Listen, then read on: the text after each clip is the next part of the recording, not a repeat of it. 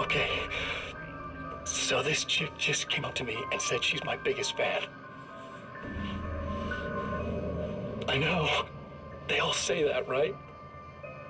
And she's giving me the eye. So I make a couple of moves, we have a couple of drinks, and then things start happening. But I say I have to go to the bathroom first. Uh-oh, right? She's got no idea. Watch this. This is gonna be priceless.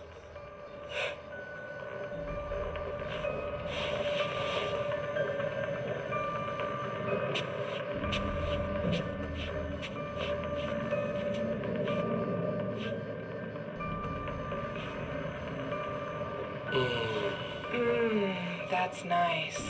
I thought you'd like that. Are you tense? You feel a little tense. Maybe a little. I had a crappy day. Yeah? Don't worry, it's improving real fast. Yeah. Hey, don't stop. It's just getting good. Watch this.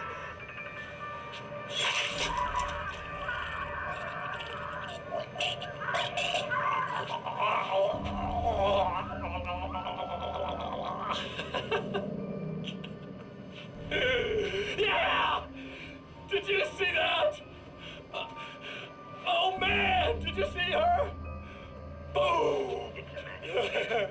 More than anything else, that's part of animals. It's in our nature to imagine, to turn fantasies into legends, to be storytellers. But on a rare occasion, the line between fact and fiction, imagination and reality becomes hopelessly blurred, and nowhere as vividly as in Night Springs.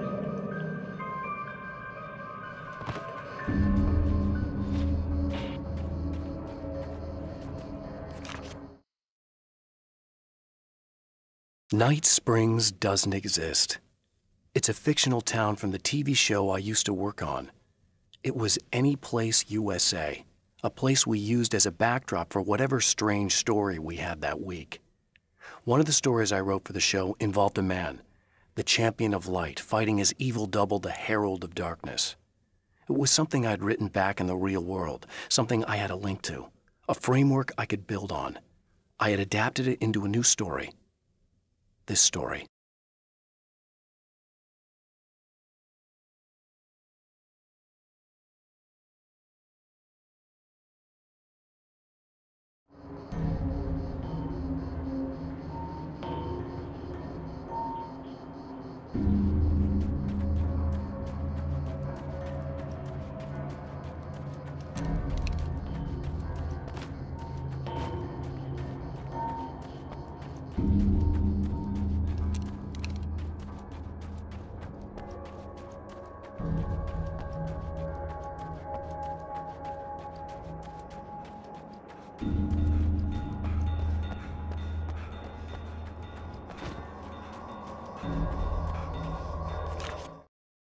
Now Night Springs is in Arizona, although not for long. It's in Arizona because whatever the town that has become Night Springs is really called is located near one of the thin, worn places in the world where dreams and reality flow together and life is always a little strange. Perfect analogy for Night Springs. I can't return to the real world, I've tried, but I'm operating on dream logic, forcing the door open a crack so I can slip through. I can enter the strange little town of Night Springs. All I did was put it in Arizona for one night.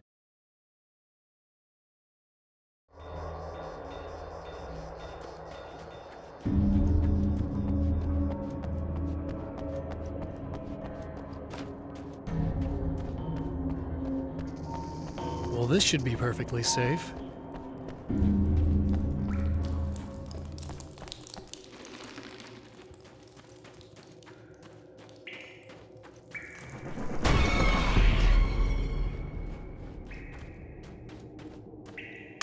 Now I just need her to charge this up.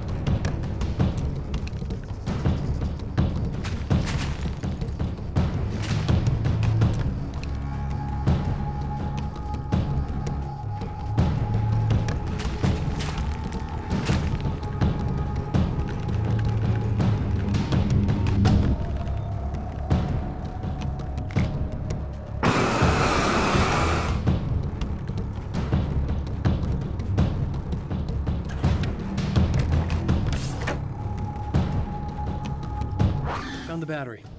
Okay, I'll charge it. Here. Try not to get killed. Okay. I'm gonna take care of this. Try to stay calm. Look, what if you stay here with me, please? I'm sorry, but if I don't deal with this, no one else will. Yeah, I guess. It's just that this is getting really creepy. I believe this is real, but I don't understand any of it. I'm getting scared. I can't believe you're so calm. I get scared, but I've had a lot of time to get used to it. That helps.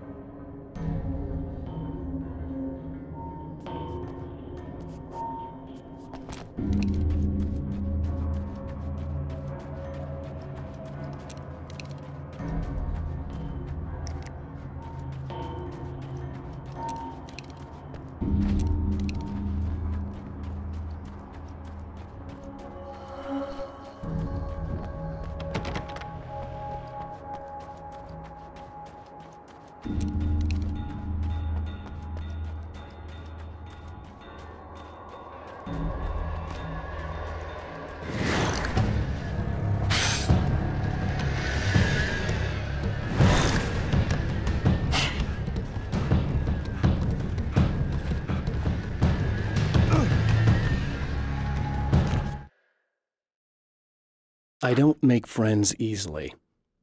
I know plenty of people, but I don't let most of them close.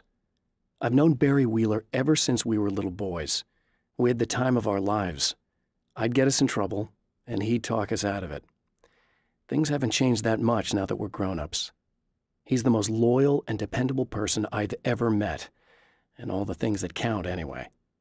You could call him a weasel, and you wouldn't be entirely wrong. You could call him a clown.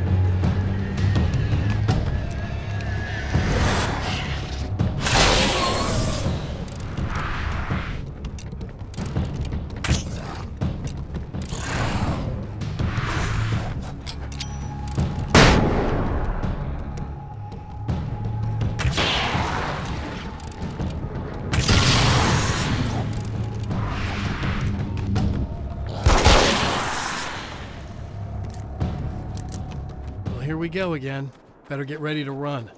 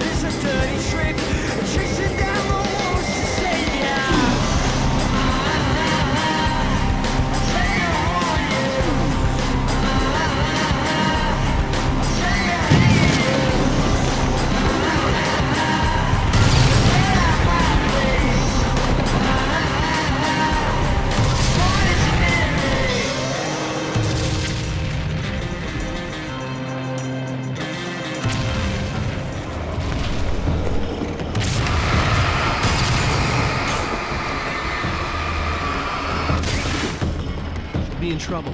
Better hurry.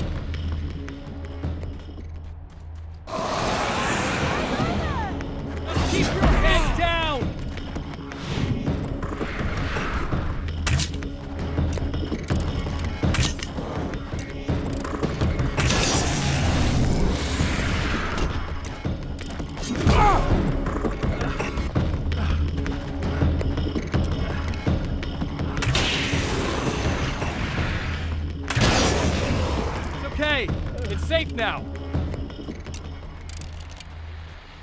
Okay, people, it's Eddie Rodman here with a few hours to kill, and there's nobody I'd rather spend them with.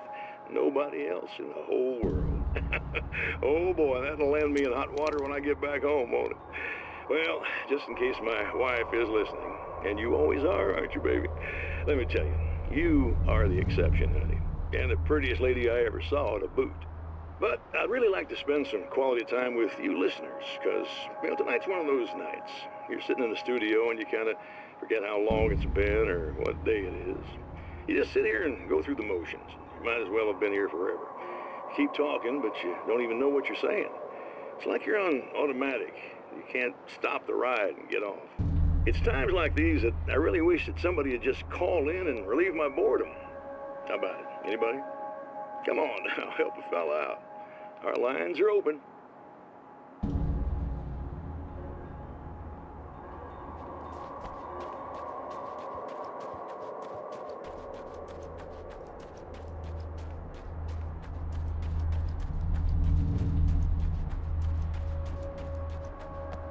I got a really bad feeling about all of this. I'm gonna need those keys to the diner now. There's a motel key there that I have to get. Oh, hey, you don't have to do that. I have the motel master key. I work for the same company, you know. What's at the motel? Well, there's a dead guy. He's got something I need to get into the Mount Redtooth Observatory. God, that's awful. Hey, you wanted to know about the guy who looked like you, didn't you? The last time you said he had a party, but you didn't go. No, that's not true. I did go. It was really great at first, and then I didn't see it myself, but I hear he turned nasty. He hurt a bunch of guys pretty bad, and there was this girl, she died. But I didn't hear about that until afterwards. I thought that he was so charming. And then he went to the diner. That's right. I wasn't involved with that at all. I don't know what happened. Fine. I need to check out these motel rooms. In the meantime, you stay here, okay? I'm serious. Keep the lights on and stay here. Yeah, okay. You got it. I sure hope you're right about this. You're gonna stay here this time, right? Because the last time I didn't, and that thing, whatever it is, happened to me. Yeah. I don't want you to get hurt again. Don't worry, I'm gonna stay put. I don't remember what happened exactly, but I learned my lesson. Good. It doesn't have to happen exactly the same way this time around. You proved that much when you went out and got those things for me. I think you're gonna be okay. Let's hope you're right.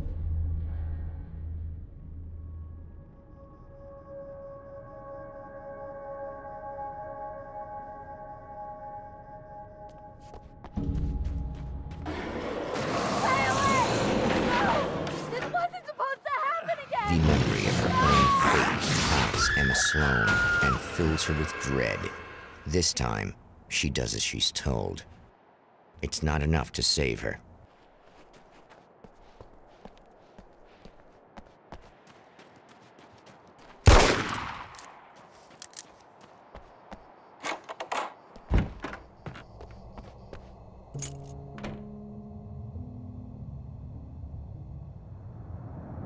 It's said that nobody knows what the future might bring, but for this man, it's no longer entirely true. A weaker man might simply give up, but the champion of light is an expert on destiny. Sometimes the puppet and puppeteer can be one and the same.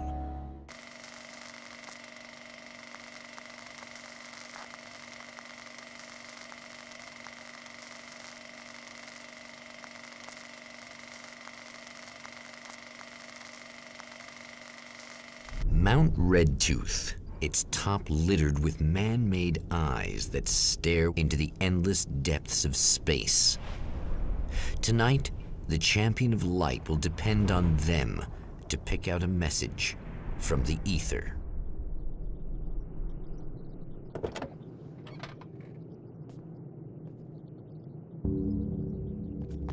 As history repeats itself, the man remembers the patterns. He knows that he needs the missing part for the telescope.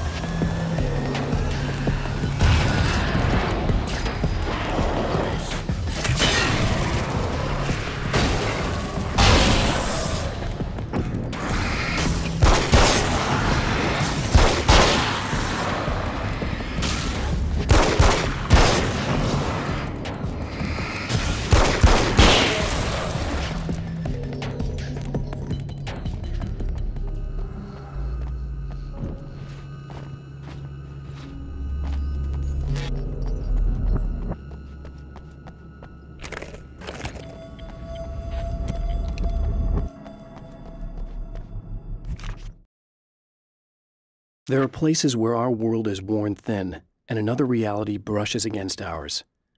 One such site is Cauldron Lake near Bright Falls, Washington. But there are others. That other reality is dark, vast, and malleable, always in flux. In its depths dwell vast forces and alien energies. They're dangerous. But in one of these places, if you know how, you can channel the power of that place and use it to shape reality.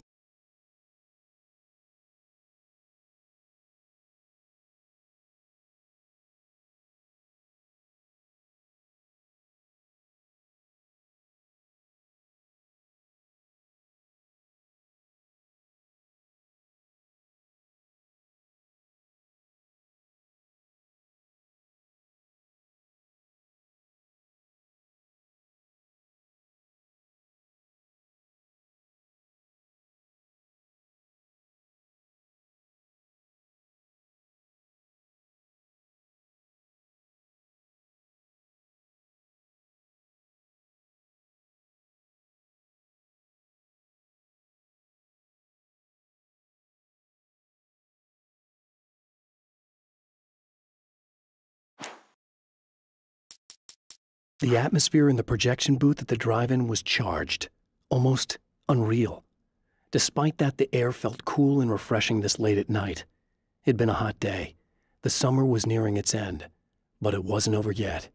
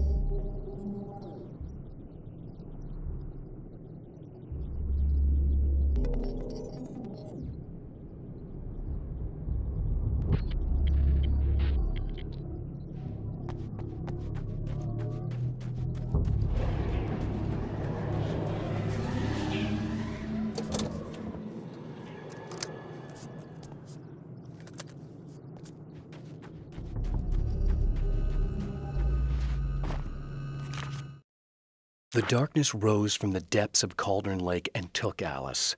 It needed words. It needed me to write its way into our world. She was leverage, a hostage. I complied, but with a twist. I put in a loophole that gave me a chance to fight back. I was hunted by shadowy enemies, but I faced the darkness. I fought it with light. I drove it back. I saved Alice, but it came with a cost. I was trapped in the dark place below Cauldron Lake.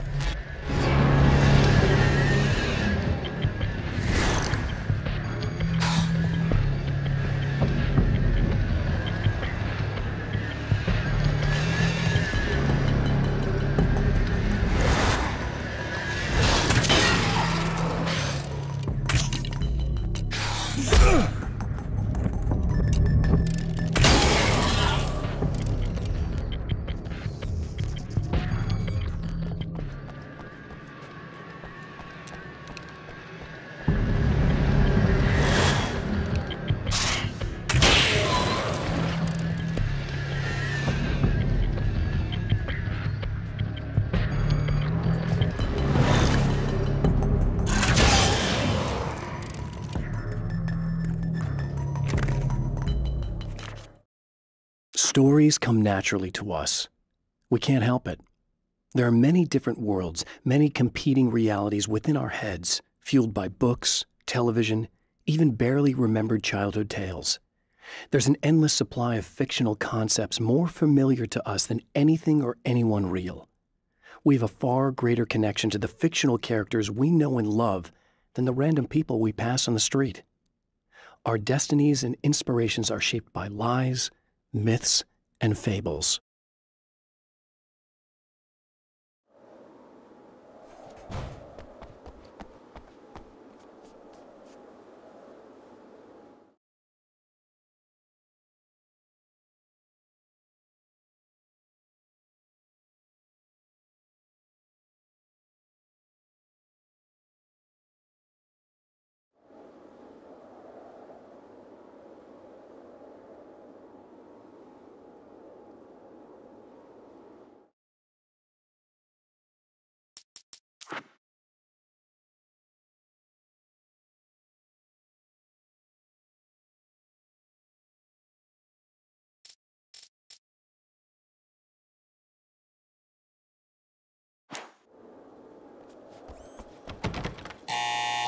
It's you! How dare you!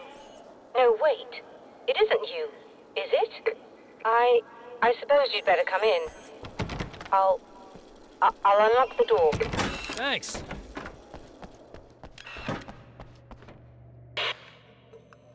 I know what you're thinking. Evil twin, supernatural powers.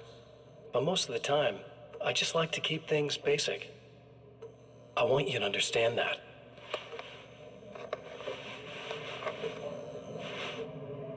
Like this. Need to get your hands dirty? No batteries, no moving parts, just physics. That's technology you can depend on. It's a classic. Speaking of classics, you need to be careful with this one, though. If the victim suddenly twists, you might end up cutting yourself.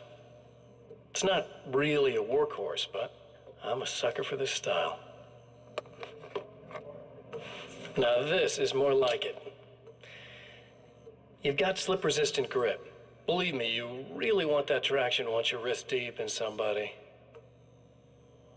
The blade's stiff enough so it won't open by accident in your pocket, but it's still really easy to open with just one hand. Now that's a big thing for me. I know what you're thinking. It's too big, too heavy. But sometimes you just need the extra oomph. If you're talking intimidation, this is gonna do the job. Also great for dismemberings and whatnot. You know, the messy jobs. I can't tell you how many things I've MacGyvered with this stuff.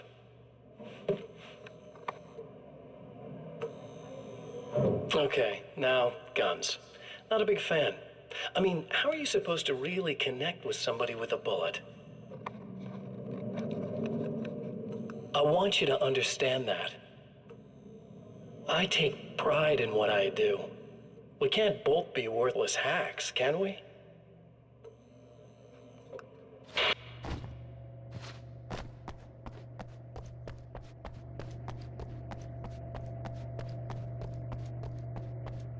You'll have to forgive me, but this feels very strange.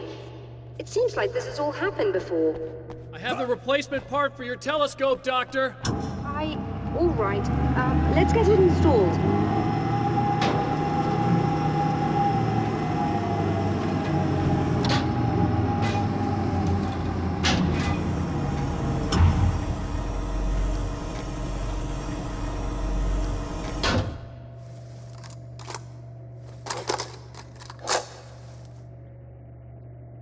I think we can give this a go, although I have this strange feeling that something will go Don't start wrong. it up yet. There's a problem with the coolant system. Yes, that's right. I remember. All right, let me think. If they're sabotaging it, they'll be at the primary coolant pipe outside. If you can secure it, it should be ready to pick up the signal. That is why you're here, isn't it? Yes, it is. I'll take care of it. Before you go, if you have the time, I'd appreciate if you came up here and explained a few things. All of this is very strange to me.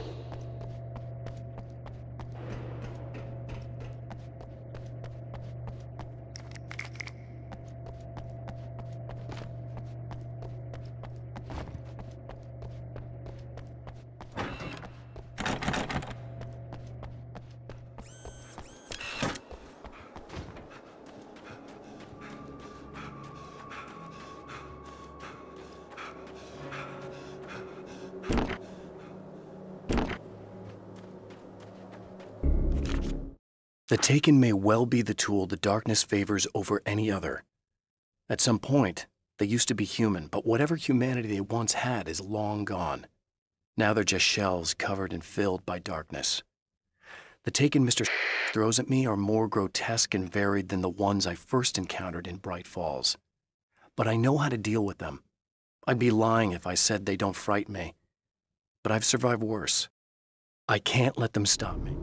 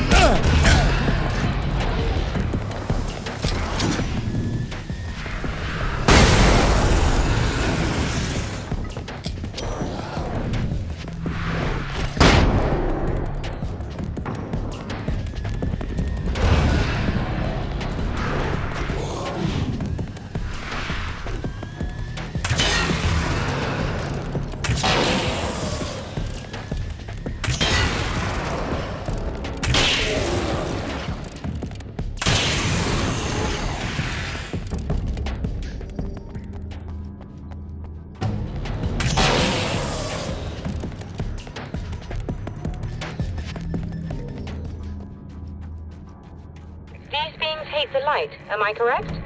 You should be able to turn on the lights and secure the area that way. Doctor, can you hear me? I think we're good to go. All right. I'll start looking for the signal. Please, head back.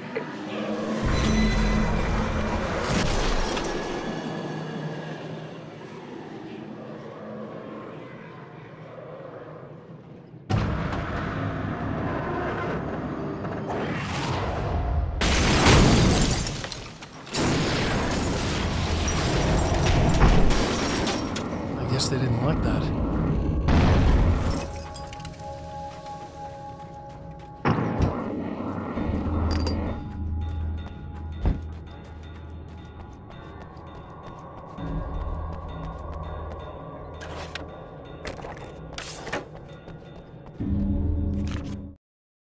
When Dr. Rachel Meadows got the call from Michael, telling her to hurry to the observatory, she didn't waste any time. It had been a nice party. She'd had a good time, but her social life would always play second fiddle to the mysteries of space.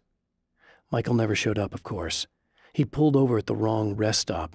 She never even thought about him at the time. The phenomenon in the sky above her was too fascinating.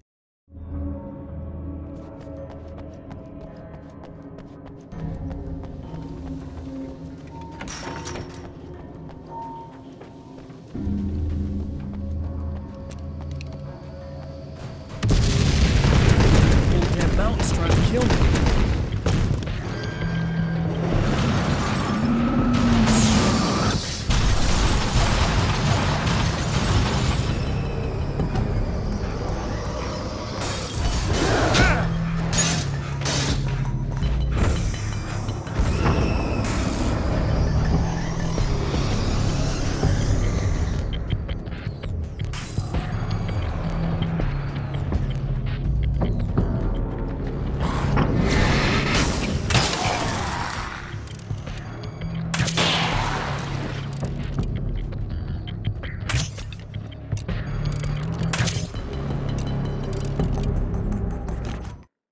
The pressure of success got to me.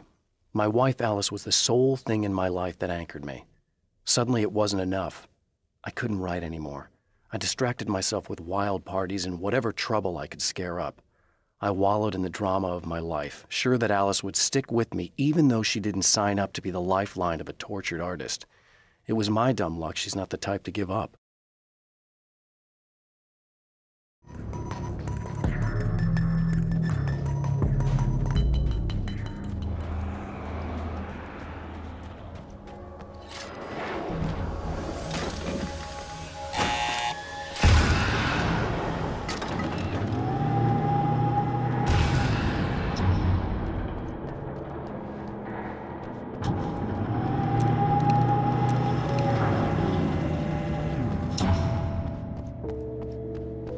It's working.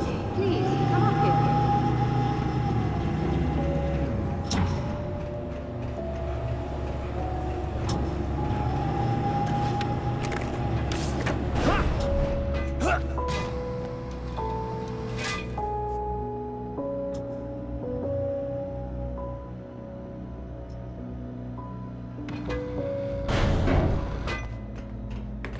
You find the signal? Yes, I don't think it's quite the same thing we had, the last time. Still, we're definitely picking it up. Are we getting the complete signal now? I'm afraid not. Take a look at it yourself. I'm printing out a hard copy now. I'd like to ask you a question or two before that, though, if you don't mind. What's on your mind, Doctor? Most people would find these events extremely disturbing, provided that they survive these creatures, that is. You seem to be quite adept at dealing with the situation. Why is that? Yes, I was involved in... It's a complex story. I was in this small town, and a horrible thing from another dimension kidnapped my wife and manipulated me into writing this horror story that came true. I learned to fight it with light, and I managed to contain it and free my wife. But I was trapped in its world. Are you serious? Absolutely. So, I'm used to reality working in strange or even impossible ways. And I fought these things, not exactly like this, but close enough for a good while now. Of course, I have certain advantages. Was there anything else? What did you mean when you said you have advantages? At the risk of sounding like a lunatic, reality is much more fluid than people think. It can be influenced. I didn't take you for a mystic. I'm not. I'm a writer.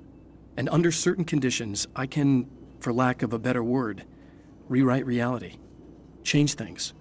That's absurd. But it works. Assuming I believe this, why don't you simply, I don't know, write yourself some superpowers? It's not quite that simple. You need to follow certain laws of drama, I suppose. You need to think about consistency and symbolism.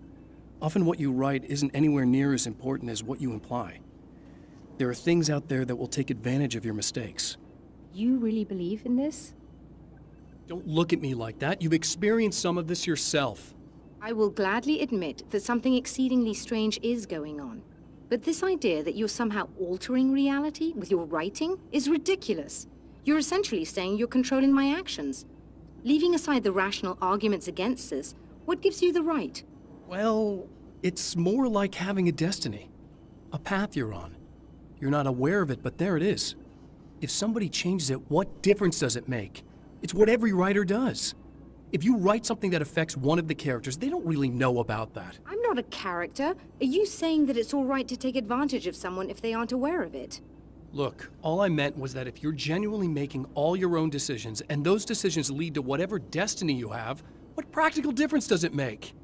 I suppose that depends on whether our destinies are determined by things like physics and probabilities, or natural reality, which is presumably neutral and impartial, or by some kind of an intelligence.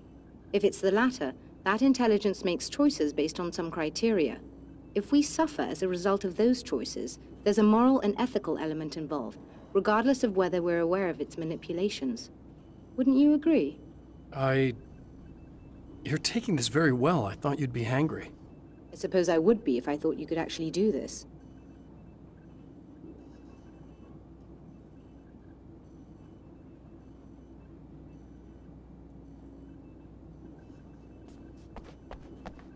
Another printout. Another signal fragment. The message is still not complete, but it's another piece of the weapon he has built against his adversary. Mere words on a piece of paper, but in the right hands, they will hold back the darkness.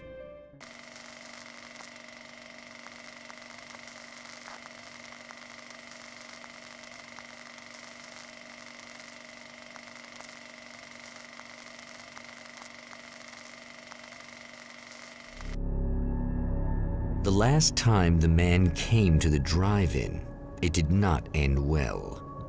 He hopes to avoid that fate this time. He hopes that what he has brought with him to this place is enough.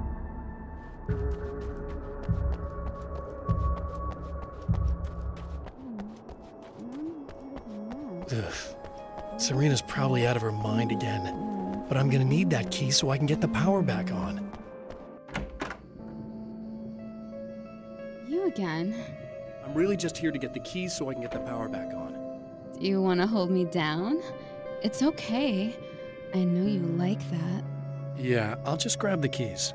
I could be like your wife, little wifey, waiting at home for hubby. Or you could be the mailman, or the neighbor. I'm already married to someone who isn't crazy, thanks. I'm just gonna go and get the power back on. Aww. Look, I may or may not be back. I have the access code to the booth already, so once the power is on... You should totally come see me. We could have fun. You know. We'll see how it goes. You should sit down or something. Try to stay calm. I don't want to be calm. I want to be nasty. I want to be nasty with you. Yeah. Okay. You could do anything you want. You can use my... Let's not even go there. I was hoping that you'd remember more, but I guess that was too much to ask.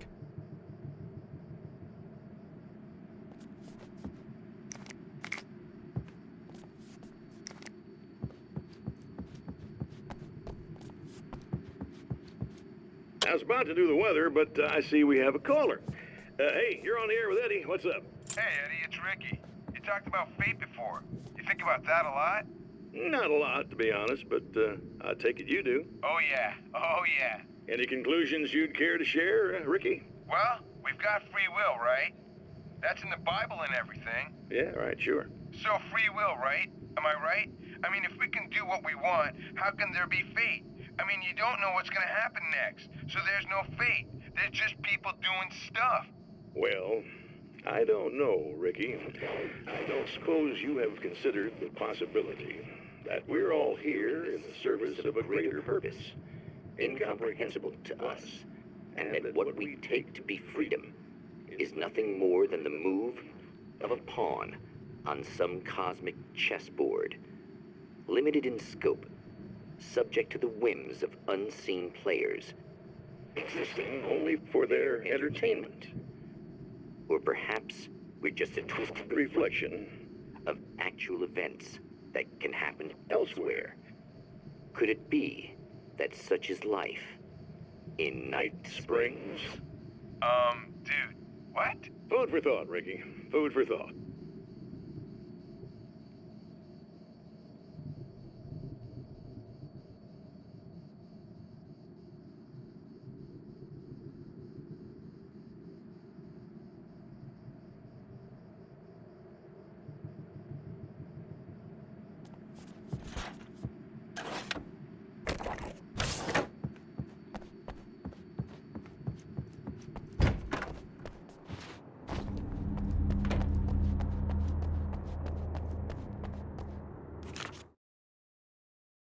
To change the world, you must craft a blueprint for the new reality. Any work of art will do, as long as it's a genuine act of creation. That's what the energies of the dark place respond to. The results may be subtle and perplexing, or far-ranging and momentous. My area of expertise, the written word, gives much more precise results than music or interpretive dance would, for instance. But words can be extremely dangerous. What you define may become reality, but so can that which you imply, even if you don't realize you're doing so.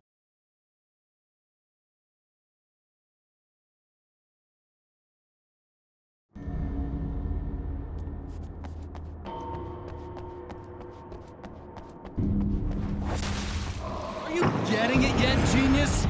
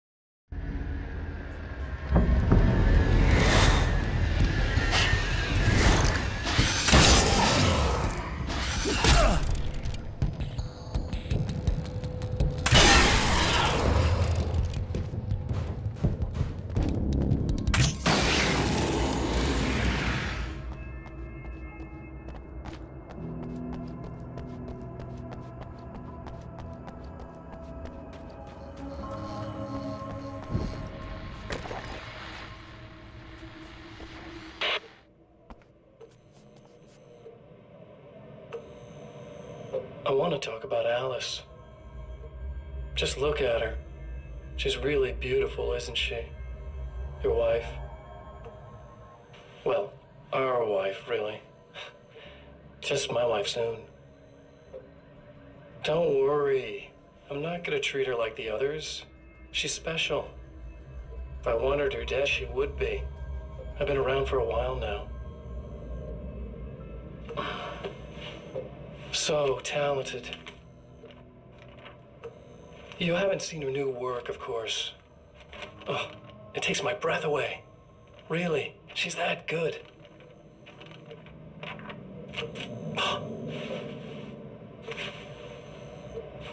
Did you know that I've got a wedding ring, too? We're that similar.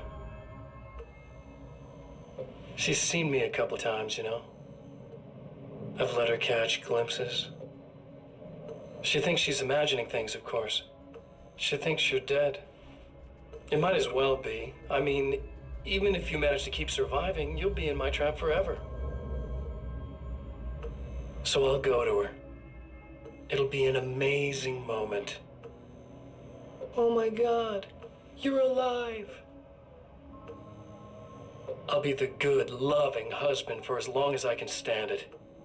She'll love it. And then, one day, somehow, it'll happen.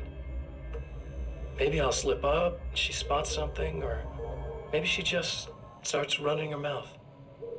And then I'll do it.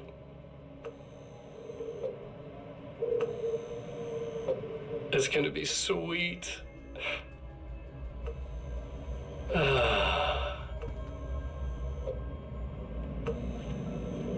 My darling wife.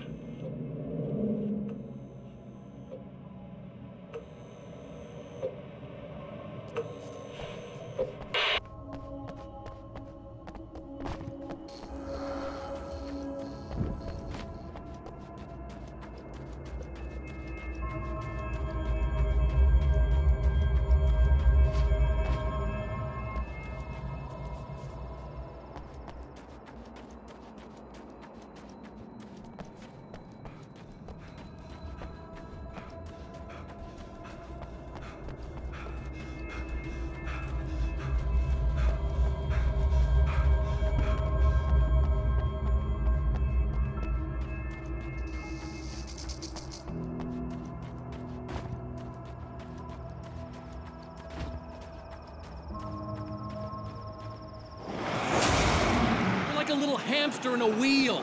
Go ahead and keep running for all the good it'll do you.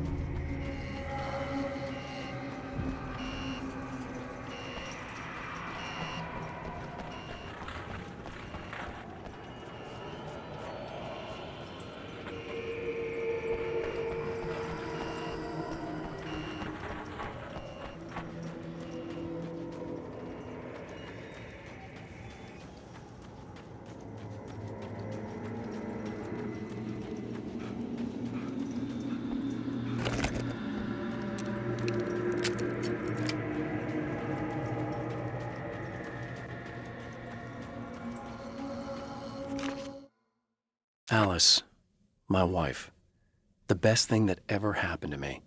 She smiles and the darkness lifts. For her, I've tried things I otherwise never would. I've never really minded if it's made me feel like a fool.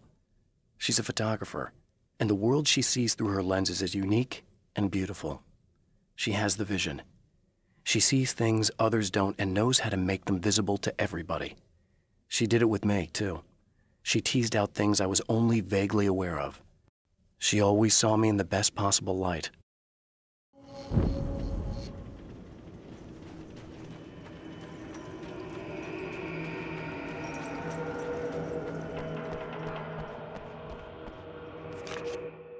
For Serena Valdivia, burning the midnight oil was more of an exception than a rule. A procrastinator and a perfectionist, she often worked when she wouldn't be disturbed. Tonight was especially important. The film festival would open tomorrow, and there was still so much to sort out. It wasn't that the work hadn't been done. She just didn't feel like she had completely mastered everything yet.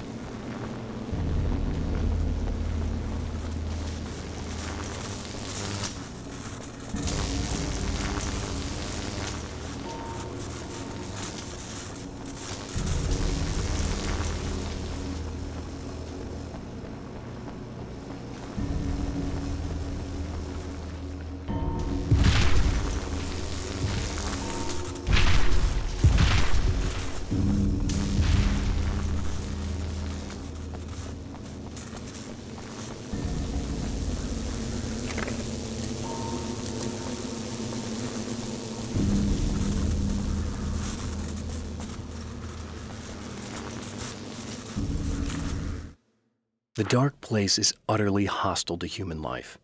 It eats at your mind, wants you to succumb to madness. Your own thoughts can turn against you.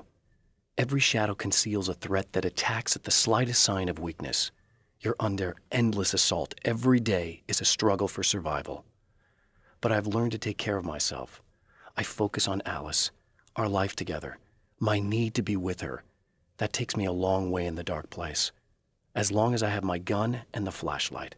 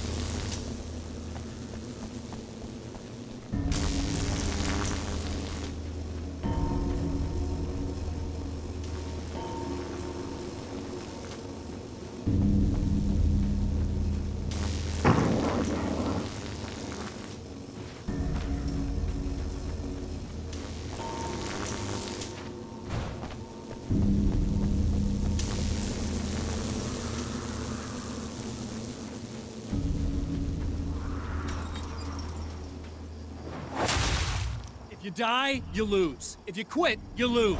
If you make it to the end of the loop, you still lose. Sucker.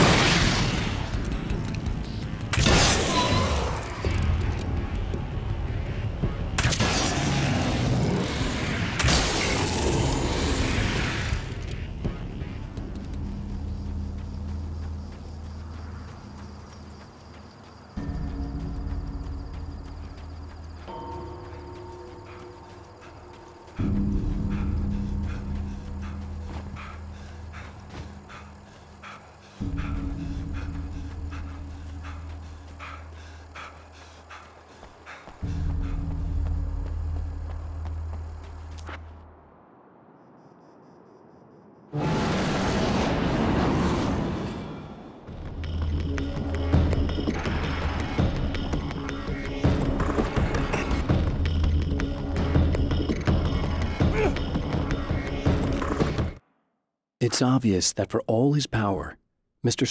is an agent of another greater being. The dark place he came from is full of terrible alien intelligences, dark presences, and none of them should be let loose in our world. He serves one of them. He'll open the way for them if I don't stop him. But he'll do more. He'll take over my life. He already has my face. He already uses my name. He'll become Alan Wake in every way imaginable and corrupt everything, unless I can stop him.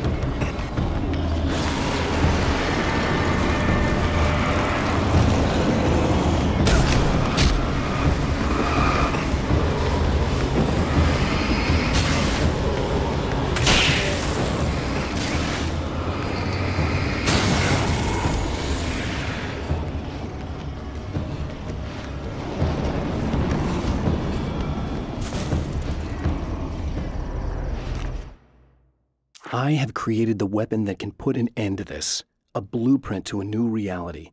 All I have to do is survive long enough to use it. My arrival from the dark place will be painful and difficult. These pages may be lost. But one way or another, I'll send the parts I really need to myself. If I make it outside, I have a chance. Mr. is more powerful than I am, but he can't change the rules in the middle of the game. He's not a creator. I am.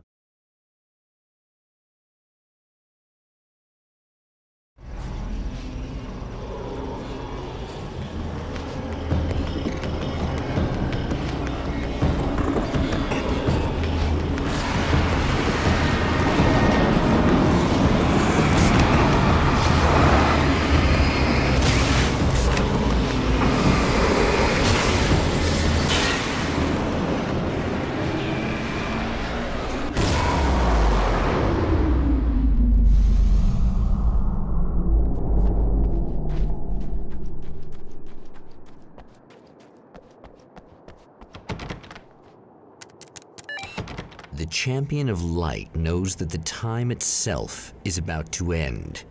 At least for him. He can feel the dead end rushing towards him. But there is time to act. Incomplete or not, he has the weapon. I don't have the whole thing, but maybe it's enough.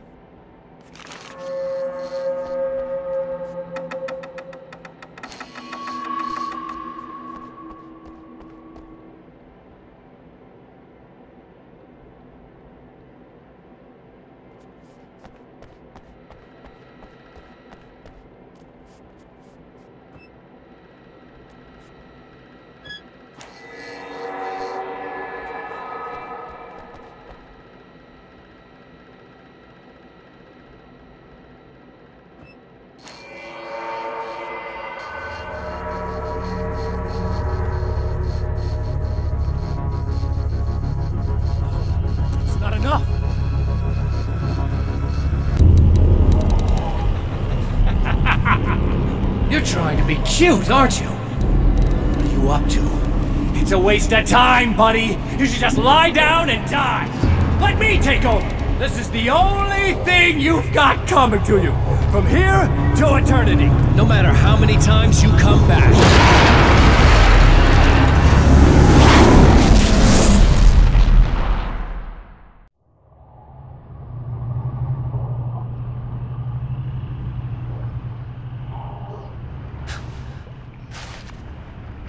Time folds back on itself. Again, his senses scream as the very impossibility of what is happening assaults them. But the champion of light endures.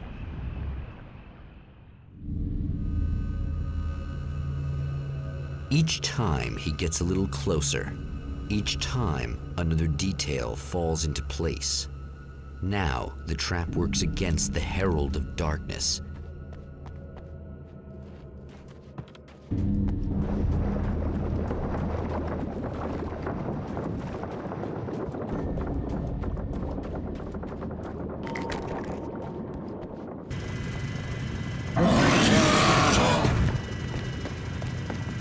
Holy shit!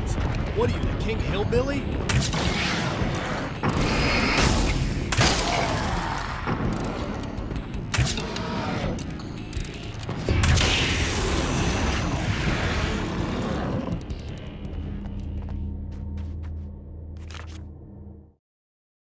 Thor and Odin Anderson, old gods of Asgard.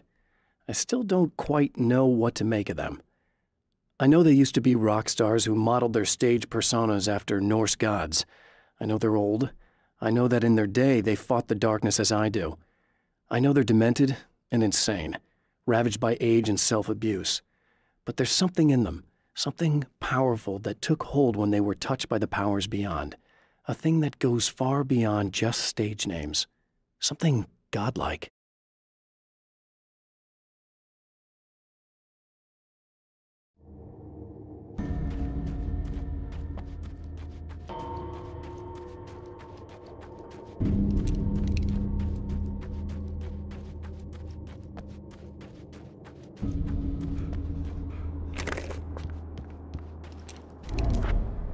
Right on cue, bubbling to the surface from untold depths, the horrors come.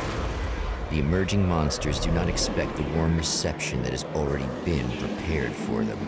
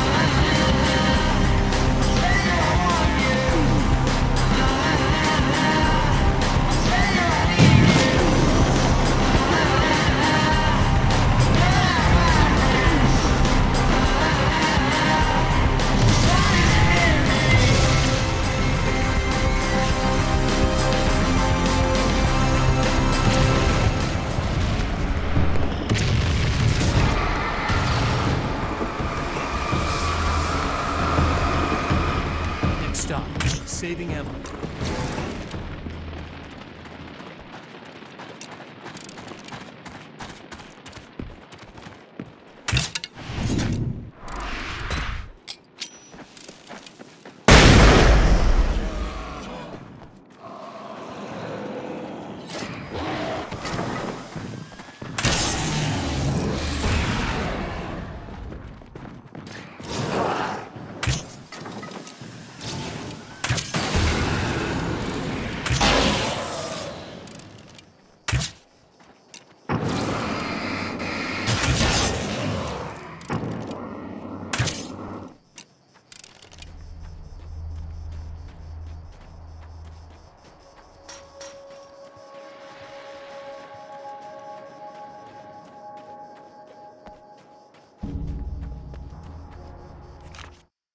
Emma wasn't sure exactly when the man arrived at the motel, but from what she could tell, the party started almost immediately. It was infectious, spreading from one room to another. He was mercurial, almost as if he was flickering through the scene, telling a joke here, throwing an insult there, oozing sex and violence and excitement. She had never seen someone like this before. He looked at her and smiled, and she felt her heart flutter a little. She knew he was the kind of man mothers warn their daughters about, but she told herself it didn't matter.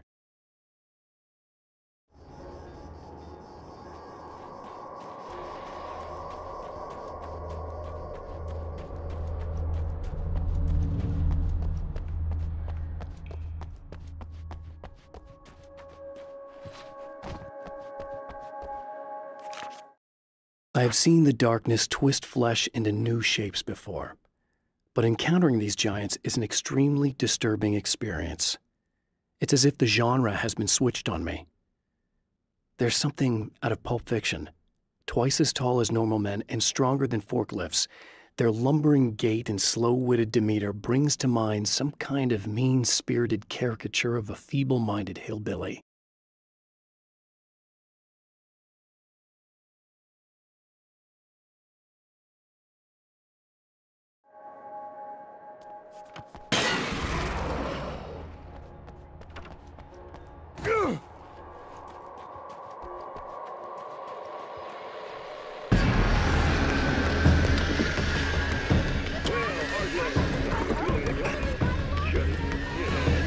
Not as long as I show up, I guess.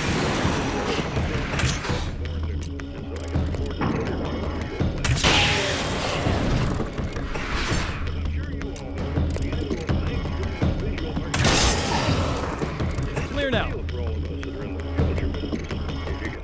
Business. That's a little controversial, I know. Oh, that's okay. Money makes the world go around, no doubt about it. And that's one of my guests here at the studio, Serena Valdivia. She's a curator at the Night Springs Gallery of Visual Arts, and she's in charge of the NSVA Film Festival, held this year at the old Night Springs Drive-In Theater. Hello, Eddie. It's great to be here. And let me just say that it's a wonderful venue. Absolutely. And with her is one of the filmmakers, somebody who's actually primarily known as a renowned photographer, Alice Wake. Hello. Alice, I've seen a lot of your work over the years. It's very impressive. My wife's a big fan, actually. Oh, thank you. You've gained quite a bit of fame as a photographer, but that's not why you're here, right? You actually have a film. That's a little surprising. For me, too. I really wouldn't be here at all if it weren't for Serena. You two are friends, I take it? Yeah, we move in the same circles. So, about a year ago, I heard about all this footage she'd shot, and I got to see some of it, and then I started pestering her about actually putting it out there, because it was really good. I didn't really want to show it. It felt too personal. Well, yes, I can understand that. It features your husband, and he's, well... He's dead. I thought he was missing. It's been 2 years. This sounds awful, but yes, I believe he's dead. Otherwise, he would have, well, you know. Yeah, I understand. Well, hold that thought, and we'll be right back.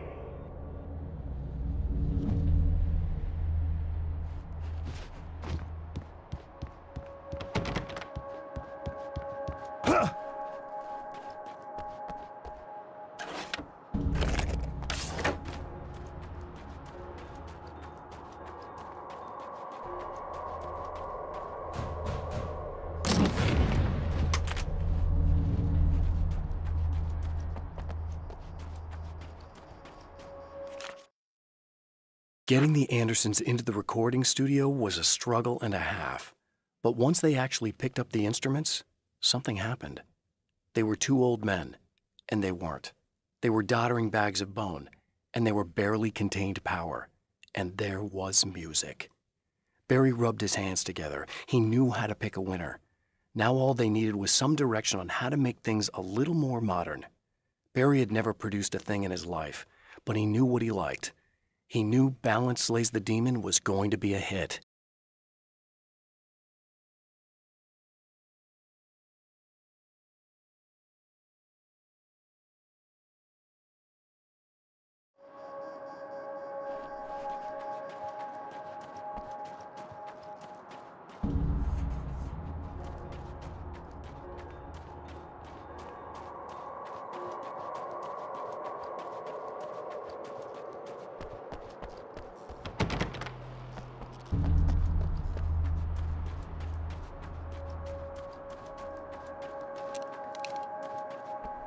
Yeah, thanks for saving me again.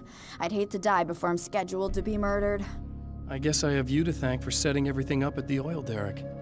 Yeah, well, I figured that if we were going to go over this again, we might as well try to be smart about it, huh? I appreciate it. You took a big chance doing that. You okay? What do you think? I've died twice. I remember everything pretty clearly now. You said I was gonna be okay. I don't know what happened. It's not your fault. I think one of those, what did you call them? The takers? I think they did something to the power and they got me that way. I'm sorry. But I got the keys from the dead guy in that room. And I'm not handing them over until you do something about this. I'm sick of getting killed. Fair enough.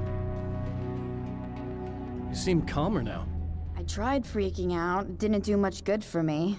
I guess you get used to the craziest stuff. Good for you. Plus, I figured I'd take the edge off, you know? Mm-hmm. Those herbal supplements are pretty good, huh? Oh, yeah. I wanted to try to explain things to you now since you're calmer, but maybe this isn't the best time after all. Oh, shit, yeah. Better not get all metaphysical on me now. Seriously, I'm like 2 sentences away from thinking how we could all be like atoms on God's skin or something. Or figments of somebody's imagination? Wow. I'm just gonna try to chill out and not think about that or getting murdered or anything, if you're cool with that. Gotcha.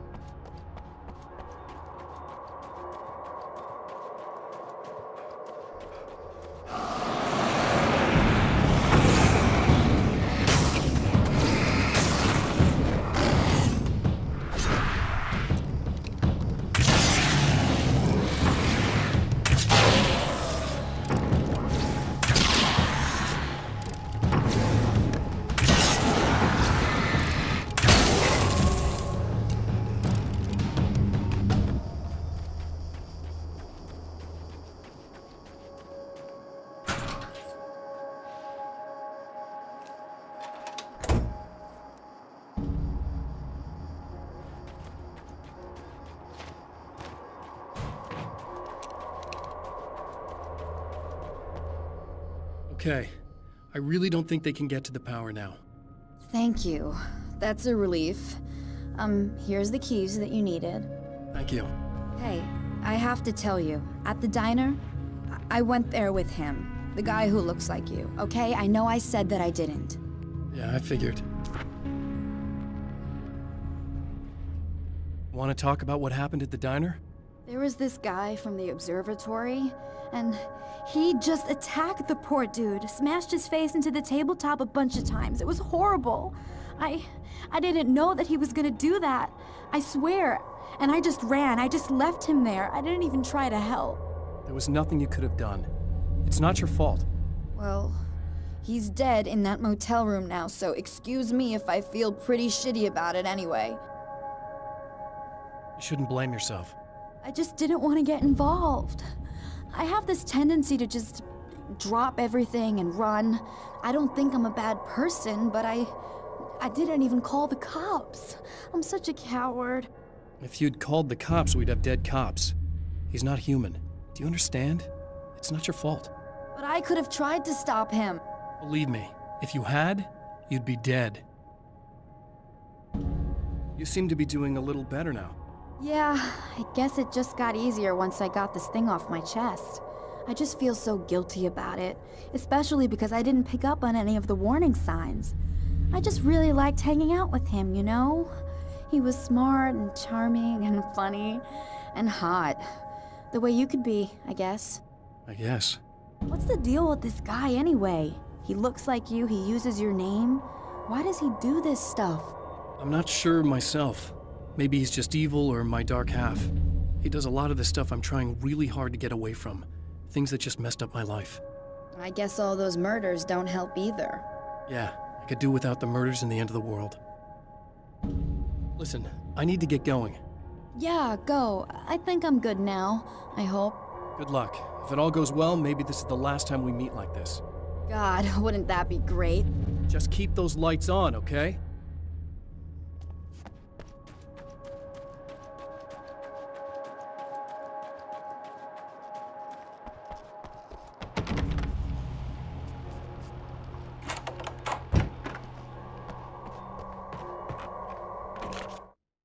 Alice and Barry, my wife and my best friend, are easily the two most important people in my life, and they've never really gotten along with each other. I suppose both of them resent the other's intrusions into what they considered their domain. After I was gone, they maintained an uneasy truce. My book stayed in print, still selling, the licensing machine churned away. She was my wife and controlled the intellectual property. He was my agent and took care of the business. I wish they found more common ground than that.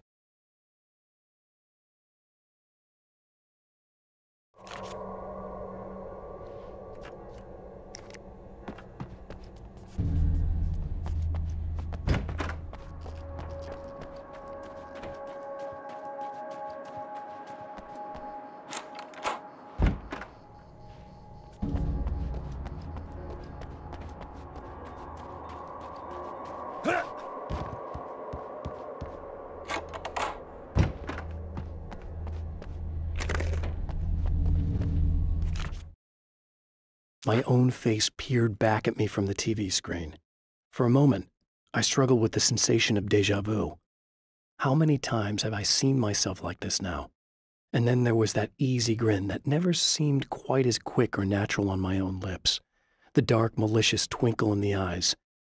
And I knew who I was looking at. As he pulled back and revealed the room behind him, my throat went dry. There was nothing I could do.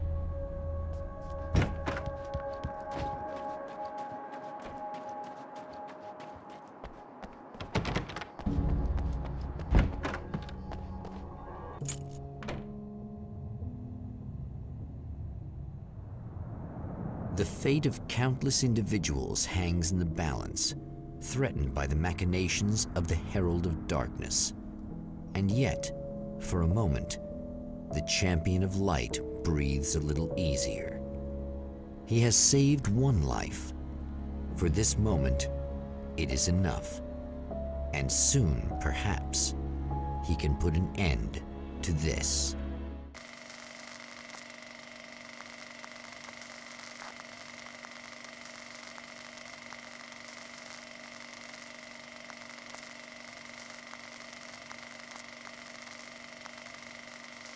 Returning to the observatory for what he hopes is the final time, the man feels anticipation and dread in equal measure.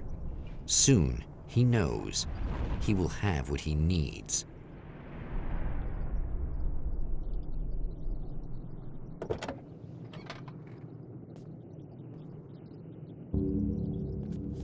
Hello, I was expecting you. I've already taken care of the imaging array, but you should still look into securing the primary coolant flow. With some luck, you may be able to light the area before these things even show up.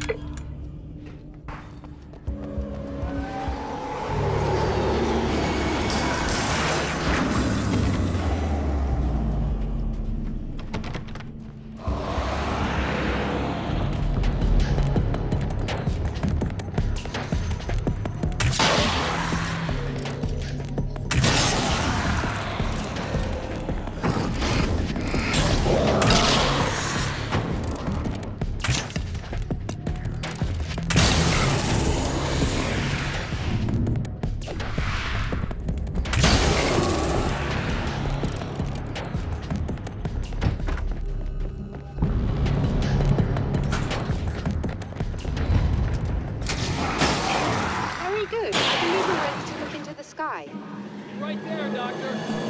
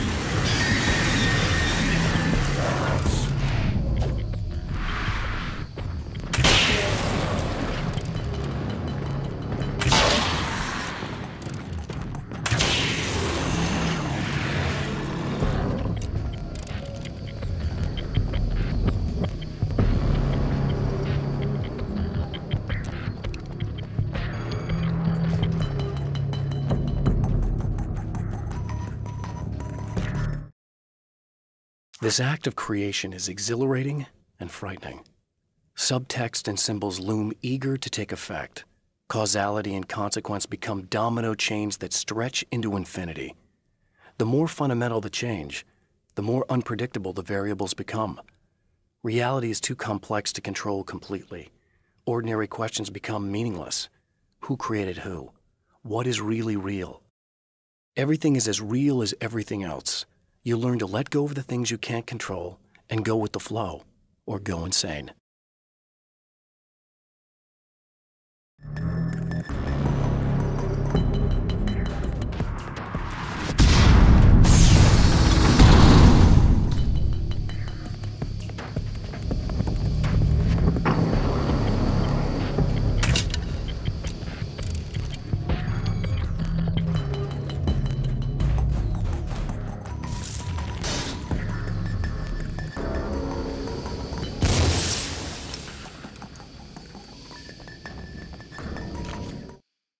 After my disappearance, they thought I was dead. I might as well have been. I know it's been 2 years. I know Alice has moved on.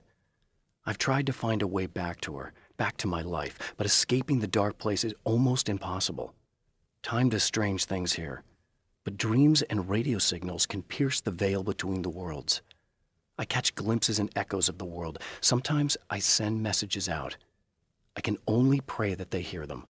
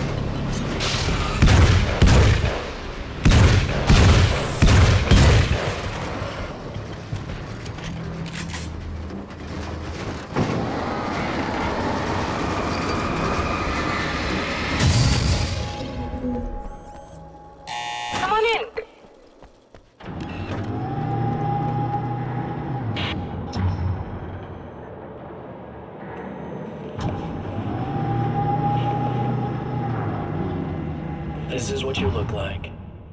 Does that bother you? I bet it does. I'm not just wearing your face, you know. It goes a lot deeper than that. There's a lot of you and me. All the best parts. At first, I was just an idea. But they kept telling all those stories about you. You already had that rep. And then you disappeared mysteriously. And then, the stories about bad, crazy Alana Uweyka came true. And here I am. That's the best part, isn't it? When that happens, you can always count on Cauldron Lake.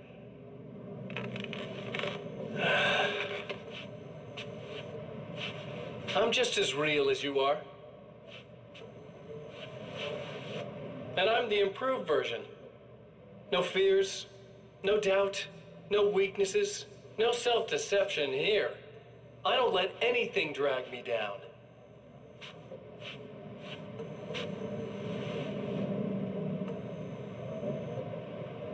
I know you like I know myself. I know it bothers you that I'm like this, that I use your name, crawl my way into your life.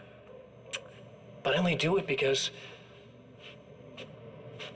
I'm better at being you than you ever were.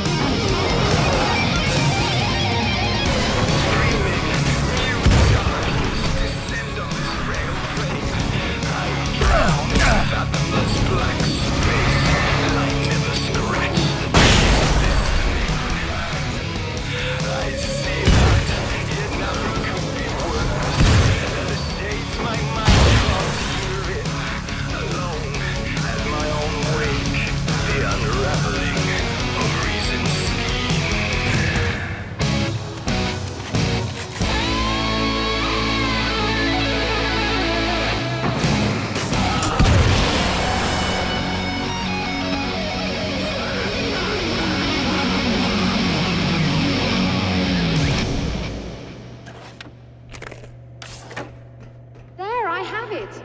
But I wish these things would stop blatantly violating the laws of physics in my observatory. That's just rude. Are you all right? I'll live. I'm glad. I'll send the lift down to you. I remember our previous encounters very clearly now. But technically, if this really is a loop in time, we've never met before. I don't know why our awareness persists, but it's bloody fascinating.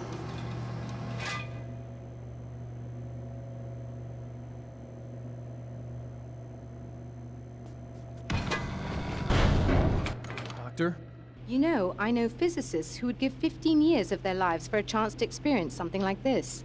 I'd imagine that being stalked by horrible axe murderers would curb their enthusiasm a little. Clearly you've never met hardcore physicists. I'm glad you're in such good spirits, but... The signal! Yes, it's completed. Finally. If all goes well, this should be the last time we go through the loop. You know, I just realized that I don't have any memory of what happens after you leave. What does that mean? I don't think it means anything. If everything goes well, you just keep going. I don't show up here like this again, no more bad guys. Things go back to normal. Let's hope you're right. I'd love the opportunity to look into this in more detail. Looks like you've accepted the situation. I'm a pragmatist. If this is a delusion, at least my first psychotic episode is anything but boring. Really, Mr. Wake, at the end of the day, I'm a scientist. I love mysteries. I love not knowing. Whatever else this might be, it's absolutely fascinating. I wonder how far this reaches. Is everybody in the world experiencing this? Who knows? I think reality's probably pretty fragile right now. Doctor, I can see you're very enthusiastic about this. I'd appreciate a bit of discretion. Are you suggesting that we should suppress this? No. You can do what you like, but I want you to leave me out of it. But surely, with the things you know, the things you've experienced, you can replicate any of these results. We could— Let me be blunt.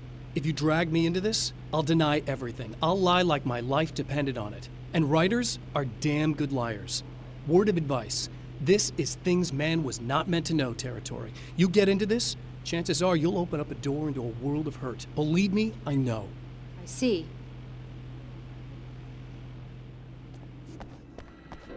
In a strange way, he feels at ease. He is armed with his own words, and when the time comes, they will be enough or they will not. For now, he's content to let the currents take him toward the final confrontation.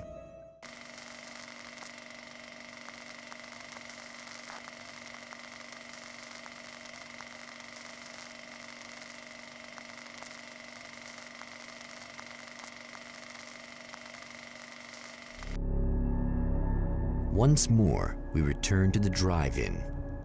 If he's aware of the absurdity of arming oneself with a few sentences and standing against a power that can pierce time itself, he doesn't show it. The man has his share of weaknesses, perhaps more, but cowardice is not among them.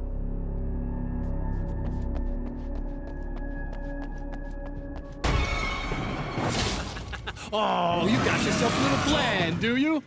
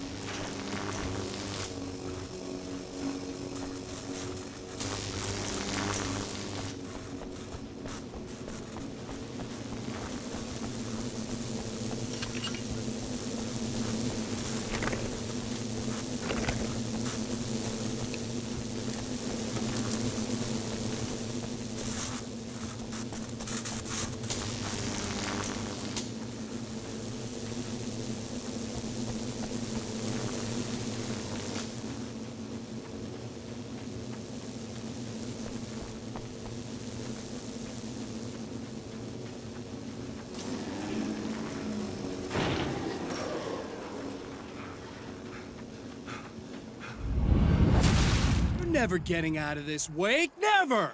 Don't worry. I'll take care of your wife and your life. Starting sounding a little desperate. Really, I'm a psycho. You knew I am a psycho. I told you I'm a psycho. Really, I'm a psycho. You knew I'm a psycho. I told you I'm a psycho. Yes, really, I'm a psycho. I told you I'm a psycho, psycho, psycho. You know I'm a psycho. I told you I'm a psycho. 'Cause really I'm a psycho. I told you I'm a psycho, psycho, psycho, yeah. Violent schizophrenia. You know I'll get ya. Violent schizophrenia. You know I'll get ya.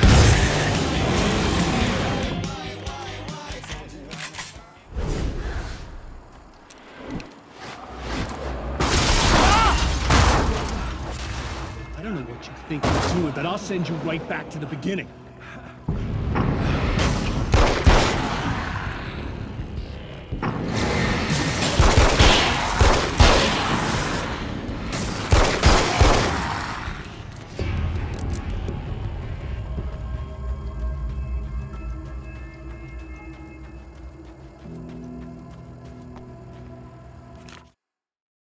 When the dark man's eyes suddenly locked into Serena's, she flushed hot. They ignited a black fire in her. He was talking. He wanted the power turned off. He said something about the projector booth. She hooked a finger under his belt buckle. He grabbed a hold of her throat and twisted until it hurt. Somewhere deep inside, a part of her screamed in paralyzed horror, but the moan that escaped from her throat had no panic in it. "Pay attention," he said. "Business first." His eyes glittered shamelessly.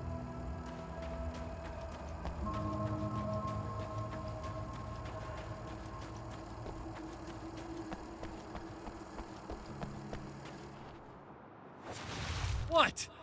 You think whatever it is you're gonna do is gonna make a difference? This'll end up just like before!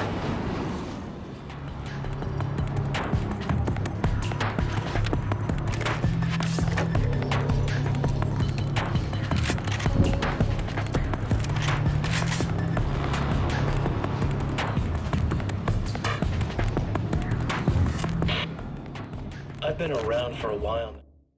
There's more to fighting the Taken than just burning away the darkness that protects them. When I'm fighting for my life, I find myself slipping into a state of intense concentration that makes the beam of my flashlight seem more powerful and focused. I used to think it was just my imagination, something brought on by the adrenaline and fear of death, but now I'm not so sure. I've been touched by powers that I can't begin to truly comprehend, and they've left a mark. I'm starting to think this might be a part of it. You know, while you've been indisposed, stuck in the darkness, I've been busy. I operate in the shadows, not always literally, you understand. I'm a little more resilient than those I've taken, but I do my best work in the dark.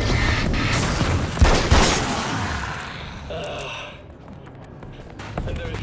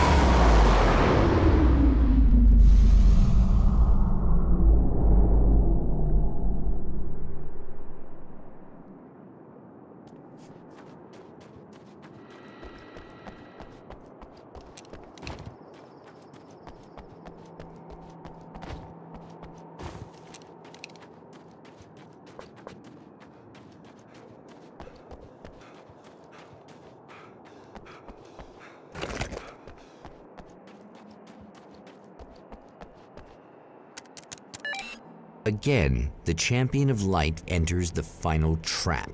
The new reality is almost here.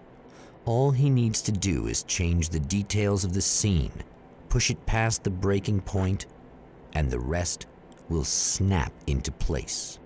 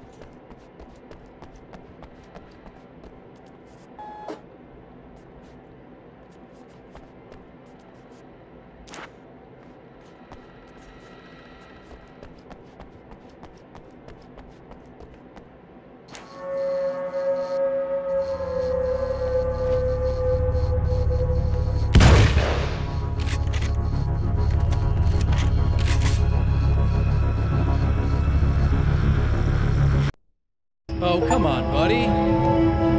Why don't you... What? What is this? No! No!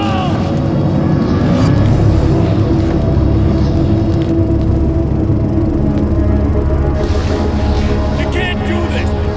All I did was take the things you always wanted and never had the balls to go for. It's my turn now! It's my life! It's my life!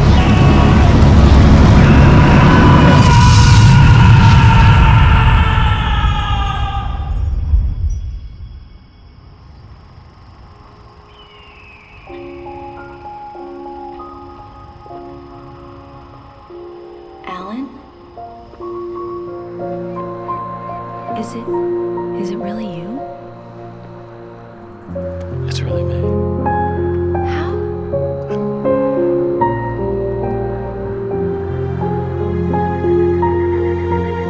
I love you. I love you.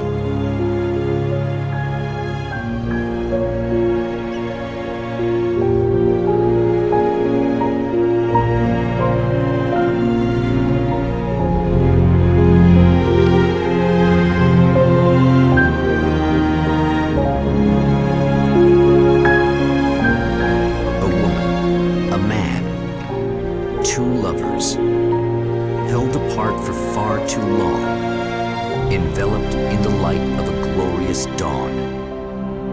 They both feel it. He's home at last. Are these actual events, or merely a dream? A memory, or a glimpse of what is to come? One thing is certain. This scene takes place in another time and another place, far, far away from Night Springs.